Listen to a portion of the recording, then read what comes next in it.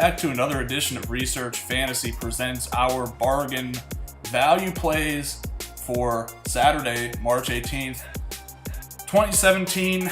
Last night, they did pretty well. Terry Rozier was definitely a little bit of an off-the-wall play. I just wanted to put something out there at minimum price that could see 20 points. If we had known that early in the morning that Markieff Morris was out, we definitely would have touted Jason Smith.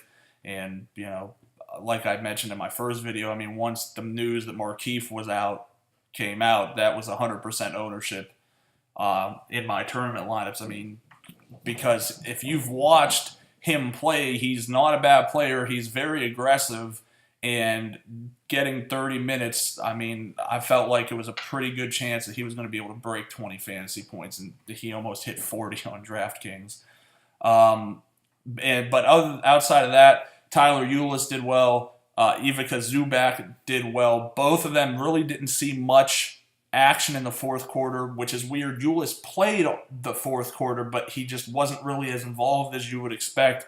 The team opted for Devin Booker, who just had not been playing well, to take a lot of the shots. And Jared Dudley, who I just never understand why. In fact, when it came down the stretch, they had Dudley on the floor for size over Ulis. Okay, that's cute. But Zubac didn't play any of the fourth quarter.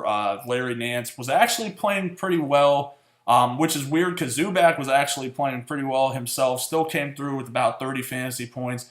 Kid's going to be a monster pretty much whenever he gets the opportunity. Larry Nance is more often than not going to have good games. So you'll see him get closer to that 30-minute mark. Tonight's a little bit interesting. Going through our list of players that are in that value range in our module, John Henson, Trevor Ariza, Robin Lopez, and that's really it.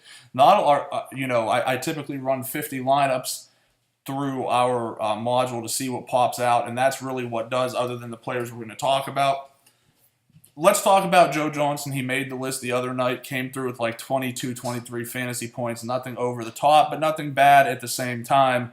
I'm willing to go back to the well tonight in a better matchup against Chicago. I think he'll still see that 28, 29 minutes. If he's doing that, his range is probably 20 to 26 fantasy points he'll produce, which I think is fine for hitting 5X on both FanDuel and DraftKings. Let's go to a game, and I'm going to stick with just one team. But let's go to that Memphis-San Antonio game. I think that this is one that some people are going to look at and just X out because both of them have strong defensive identities, don't play fast, blah, blah, blah. But there's still a lot of opportunity for fantasy points to be accumulated here. I really like Tony Allen, man. I mean, you're talking about 3,800 on DraftKings. His play hasn't been anything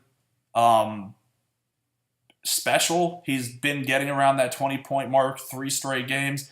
This is the grind father. I mean, this is the guy I think that kind of is born for this type of game.